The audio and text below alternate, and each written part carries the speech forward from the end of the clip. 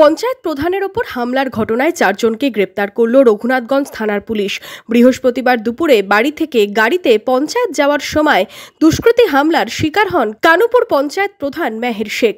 গাড়ির চালককেও মারধর করা হয় বলে অভিযোগ। জানা গেছে, এদিন টোটোর সাথে গাড়ির ধাক্কা লাগাকে ঘিরে বচসা শুরু হয়। তারপরই প্রধান ও প্রধানের গাড়ি চালকের ওপর হামলার অভিযোগ ওঠে। গুরুতর আহত অবস্থায় গাড়ির চালককে জঙ্গিপুর মহকুমা হাসপাতালে ভর্তি করা হয়। ঘটনায় রঘুনাথগঞ্জ থানার পুলিশ 4 জনকে গ্রেপ্তার করেছে। অফিস যাচ্ছিলাম, আমাকে দুষ্কৃতী কিছু আমাকে আটকে আক্রমণ করে এবং গাড়ি ভাঙচুর করে দেয়, আমাকেও মারে এবং আমার ড্রাইভারকে মেরে হসপিটালাইজ করে দিয়েছে। কেন বলতে রাস্তাতে হয়তো যাতায়াতের জন্য কেন হয়েছে বুঝতে পারে না, পরিকল্পিতভাবে মেরেছে, আমাকে পরিকল্পিতভাবে মেরেছে। কটার দিকে ঘটনাটা? ঘটায় 1:30টার দিকে। এখানে কি তৃণমূলের গোষ্ঠী কিছু ব্যাপার আছে? না, এখানে কোনো